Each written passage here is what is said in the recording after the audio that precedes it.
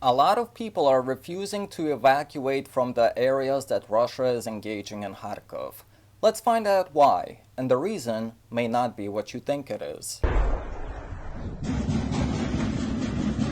Прилітає, горять будинки, тому треба виїжджати звідси. Нет, ребята, я никуда не поеду. Чому? Ну да, потому что, ребята, у меня, говорю, 10 котов. Говорю, А куда? У меня 4 собаки. а свет нам не сделает? Так як вам треба виїжджати звідси, який світ? Доброго дня. Я начальник сектору взаємодії з громадами Дергачівського відділу поліції номер 3. We will pause for now and return to this guy and the people's reasons according to them in a bit. Allow me to show you something from Kharkiv in 2022. The video I'm about to show you took place a little over 2 years ago, originally uploaded by a Ukrainian soldier on May 5th, 2022. Говорить, ну скажите, а можете сказать слава Путину, слава российским войскам? Ну, мне для себя надо. Подожди. Не, Чё? я говорить ничего не буду. Тю, да вы ж только что ваша жена говорила. А? Жена ж говорила, говорю, что где там она? Во, встречает бабушка. Видите, с красным флагом российские войска встречают. О, хорошо. А ну, разверните вот эту тряпочку. Знамя разворачивайте. Да. Подходите, во. Вы нас ждали? Да, ждали, конечно. Ждали, да? Очень ждали. И молились за вас, и за Путина, и за весь народ. Конечно. Снимай. Вот. Сейчас я вам же отблагодарю вот это, то, что вы ждали. Давай, озвучи. Давайте мы вам дадим продукты. Вам же надо. Да нет, главное, чтобы вы за русский мир держите. За Путина. Да, держите. Вам надо. Держите. Надо. Покушайте, давайте, покушайте. Давай, держите весь пакет. Слава Украине. Слава Украине. А мы молимся. Here, an episode of confusion ensues, as these are senior citizens with poor hearing and most likely symptoms of memory loss or dementia or poor vision. While the husband recognized the situation, the wife found out in a very despicable way.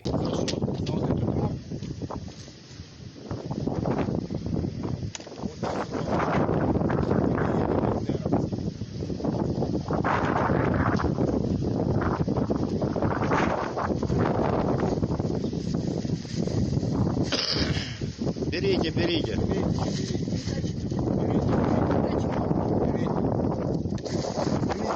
За тот флаг, который мои родители погибали. А вы нас Понятно. Потому что они пришли войну. Я говорю, я на русском сейчас с вами. На русском. И я не бендеровец. Это 6 бендеровец, разница. Я воюю на свою землю. у нас все отняли. И продукты, и все. У многих тоже Мы отняли. 2 месяца пенсию не получили. Серьезно? За это, А кто да. в этом виноват? До этого ж получали. А до этого А получали? я думаю, зеленцы виноваты, потому что они не нашли общего языка с Путиным. А как? Что? Какой Ну, язык? Путин Это нам платит. надо что, сдаться или Если что? если у него дома российские оккупанты стоят, если у него дома российские оккупанты стоят, то что? А вы тут Путина зовете? А вы знаете, что он с вами сделает? Он не будет вам продукты давать. Так кто? Возьмите продукты. Вот я вам делаю. Флаг забери. Да. Отдайте нам. Не. Выключай. This incident is critical for understanding the evacuation footages that we will continue, but before that, there is a follow-up video to this one. Now, this is not to discredit Ukrainian soldiers. War is terrible. As humans, we get emotional, and ugly things happen on both sides. However, coincidentally, the senior couple's house gets a direct motor hit the next day, an area that had no clashes at the time due to the Ukrainian soldiers walking around freely in this area, distributing provisions, and feel safe enough to enter inside a home that they claim Russia just shelled. Ну, предатель получается. Та хто вам, бачите, ніхто ж не каже, що предатель. Зато народ убивает. наробили росіяни. До вас гості. Всі хороші ребята. Вони охраняли нас там рядышком. О, подкормляють. Вон башку навозили. Опять. О, чуєте що? Та стріляють. Глупе постійно. Сиди. Бесы. Преисподнюю ада. Господи помилуй, Господи помилуй, Господи помилуй нас. Did you catch that? Fortunately for the senior couple, neither the Ukrainian soldiers nor the media caught on the old Church Slavonic saying that was actually directed against them, while the Ukrainians most likely thought that it was prayers for them. Another example of how real investigative journalism severely went downhill. I also find it strange how now, all of a sudden, they are trying to add Ukrainian words into their sentences. And judging by the couple's tones, they don't appear to be happy or enthusiastic to receive this visit and box of aid. Дела, конечно, паршивые, что это Россия пошла так с войной на нас. Очень паршиво. Я не думала, що так будуть гримихати нас. Ну, та зато ви тепер знаменитость. Лучше б знаменитости не было, а и войны не было. И моей знаменитости, чтоб не было. А лучше б войны не было. What a humble couple. I personally hope they are still alive because there's been no follow-ups about them anywhere after this last interview. Not to give credit to the Soviet educational system, but this is the average personality traits and characteristics of the baby boom generation of ex-Soviets, and in this case, Eastern Ukrainians, because most families in one way or another in Eastern Europe were involved in World War II and passed down the horrors of war and starvation. In the beginning of the Ukrainian report, on screen now, there's not a single crater, not a single building or house is damaged. Is it coincidence that just her house was shelled after having her family's heirloom, the Soviet flag, stolen from her? Now, ironically, this propaganda attempt backfired on Ukraine for two reasons. First is that she immediately became a symbol in Russia, and because there's a major difference between average conscripted Ukrainian soldiers and Ukrainian ultra-far-right nationalists that behave like this on average, again, this is not to discredit Ukraine or their armed forces, but the family certainly does not seem to believe that it was Russia that exclusively bombed their house right after the flag incident in April 2022. We will return to the second reason right after we continue where we originally left off with the evacuation police officer. Доброго дня. Я начальник сектору взаємодії з громадами Дергачівського відділу поліції номер 3. Сьогодні, 15 травня 2024 року, був здійснений виїзд до селища Великі та Малі Проходи з метою евакуації населення в зв'язку з дуже великими обстрілами з боку Російської Федерації. На жаль, люди не всі хочуть залишати свої помешкання. Залишаються там літні люди. Будь ласка, діти, поясніть своїм батькам, що не варто залишатися там і ризикувати своїм життям. Звертайтеся цілодобово до гарячої лінії 102, до гарячої лінії волонтерів та до гарячої лінії місцевої влади. Поліція, місцева влада та волонтери допоможемо. Did you catch the part about making a plea for kids to convince parents? A kid usually seeks protection from their parents because they don't know any better. Even high school graduates and young adults, because they are still growing and learning. But more importantly, as this officer most likely knows, that most kids in Ukraine today are indoctrinated under the current government's ideology. I have a hard time believing that he does not know that since 2014, due to heavy Ukrainianization and de-Russification programs forced on the entire population of Ukraine, despite different regions having different cultural backgrounds, ethnicities, traditions, and idolized figures of what they consider to be their own historical historical heroes. I cannot begin to describe the amount of families split apart between young adults and their parents because their kids don't know how to properly research. And listening to different Ukrainian channels and Ukrainian Telegram channels exclusively will still push the same narrative, despite being, quote, different sources. Rarely ever citations or evidence is provided, but they fall to indoctrination very easily and are even taught in schools nowadays to ignore what their parents have to say since they are, quote, under Russian propaganda influence. And it's up to you, the child/young adult, to convince them otherwise. Here is a few-second example from December 2022 Bakhmut by France 24. Right now, the whole family has evacuated, and I want to evacuate too. Only my father won't go. If he does, he will choose Russia. We have different views. I'm a patriot. In the family, we prefer not to talk about that.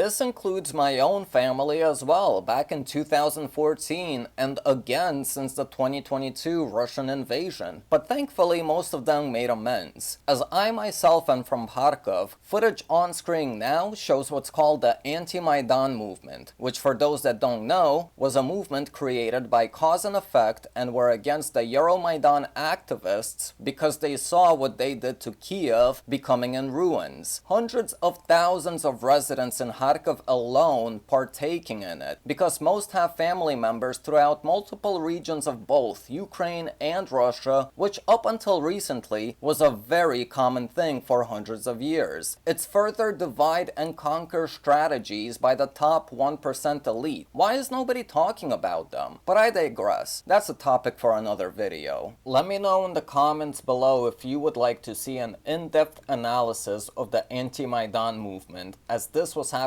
all over eastern Ukraine, and the reason Donetsk and Lugansk were able to form militias was purely because of geographical reasons, as they were the most southern eastern regions of Ukraine and thus formed up militias, while Kharkov, Odessa, and even Mariupol were in flames during clashes. Now, back to the original video. Let's see what the people are saying today. As a note, the second reason I was going to mention that an average person, while some are definitely under the influence of Russian propaganda, most have ease of access to both Russian and Ukrainian news outlets, and those that are educated in technology usage, on top of TV news, use an app called Telegram, which is an Eastern European version of Twitter that is encrypted. Thus, people cannot be arrested by the SBU, the intelligence service of Ukraine, for simply educating themselves by researching both sides, which I always cannot stress enough that the truth is always somewhere in the middle, while Western sources, for example, mostly just cite Ukrainian government claims at face value, and due to new Ukrainian laws, almost anything can brand a Ukrainian as a Russian collaborator. Example, many Ukrainian YouTube content creators were arrested when the war started, forced to publicly apologize, then were never heard from again. Most presumed dead, as after the apologies, had never any follow-up info regarding them, including no published court trials. An example being an independent US and Chilean citizen by the name of Gonzalo Lira, who recently died in SBU custody because he also lived in Kharkov due to his wife. But you can find more information about that in this video by the new Atlas,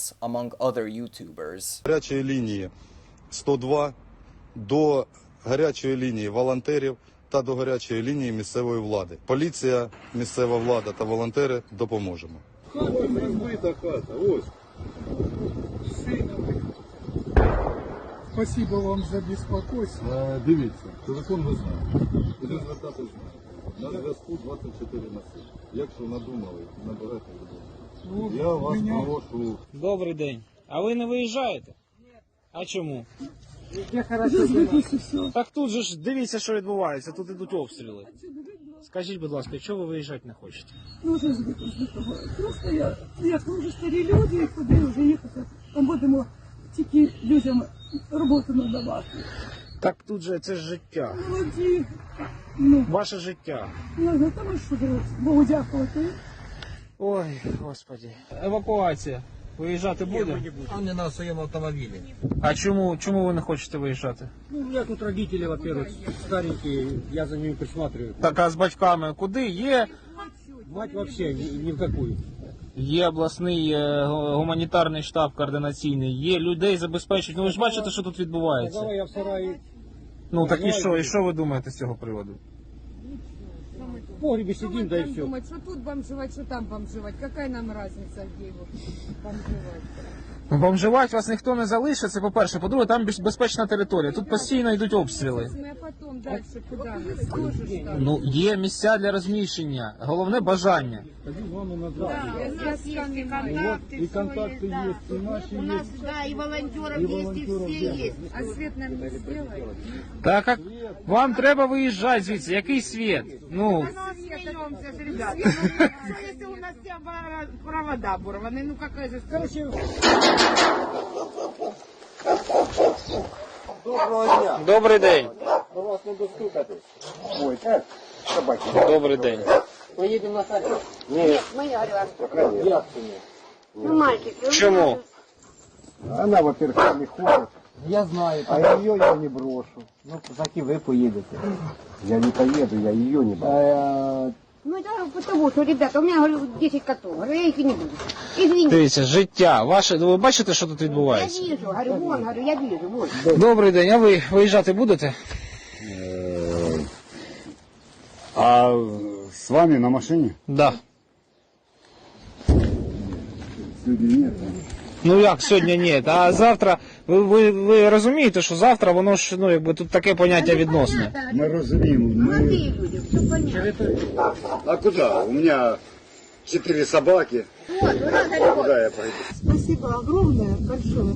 Я думаю, что это когда-то закончится. Я полуслепая. Мы живем, в погребе у нас лежат и все. Станция у нас есть все. Тут мы готовы ко всему. Прилітає по селу теж. Ну, прилітає, горять будинки, тому треба виїжджати звідси. Нет, ребята, я никуда не поеду. Бережіть себе, будь ласка. Спасибо большое. Спасибо вам огромное. Ми дуже сподіваємося, що ви передумаєте і виїдете звідси. I assume that most people in Kharkov are aware about the flag incident, shown by both Russian and Ukrainian news agencies via their own perspective take on it. For senior citizens that don't follow news, individuals from multiple villages have to go to one specific place to pick up supplies and food, which is where the word of mouth travels. While yes, many indeed are farmers and have animals and senior relatives.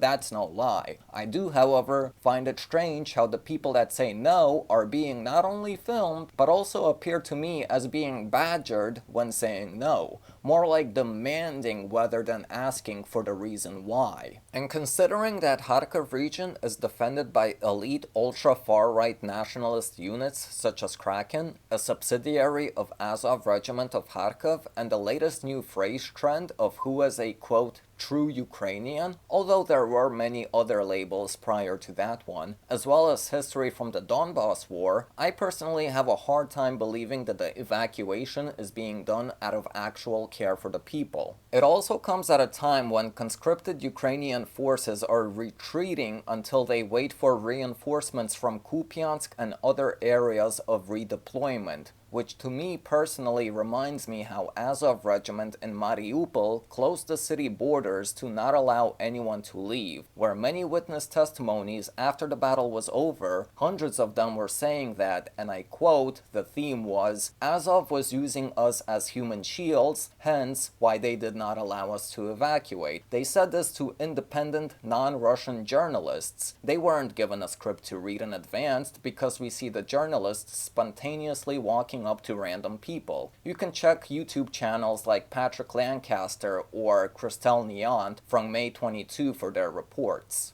And as a conclusive few-second clip for when the war started, here's a Kharkiv resident welcoming the Russian army, as many Eastern Ukrainians are waiting for what they, in their perspective, consider liberation. Ребята, ого, какие.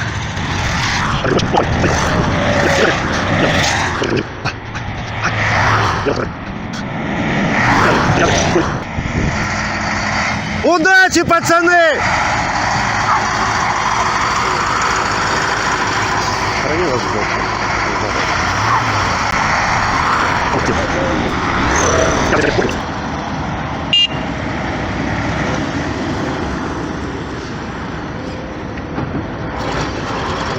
Домой, в Россию! Заебала Украина! Мы русские!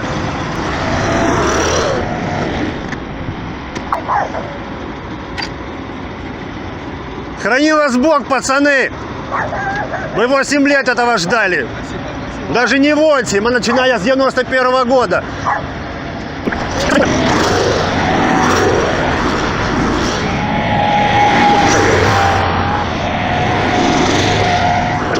Anyways, I think that's it for this video. Join us on Discord, currently our main platform, and for sources from both sides. And follow me on Twitter. I am getting back into content creation as I restructure my schedule, so if you found this video useful, hit that like button and subscribe with the notification bell on to keep up to date with us, and I'll see you in the next one.